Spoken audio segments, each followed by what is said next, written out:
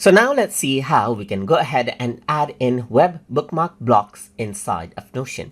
So over here to do that, under the note right here, I'm going to press backslash right here, and then I'm going to go ahead and type in web right here.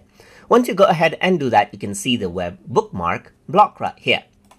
If I were to click on it, you can simply paste the URL as you want, or you can simply go ahead and type that in. So let's just go around and type in http://www.notion.com, let's say for example, and I'm going to click on create bookmark.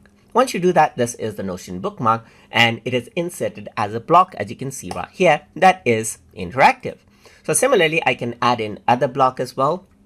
Just press slash on your keyboard and then type in bookmark right here, just like this. Web bookmark is there. So now I can go ahead and type in www.youtube.com/tutortube, just like this. And then I'm going to click on create bookmark. And then what happens is that it'll simply go ahead and then add in the logo and everything else right here, just like this, as you can see. And this is how you can go ahead and add in a web bookmark block inside of Notion. So I hope you guys learned something as always. And as always, please like, comment, share, and subscribe.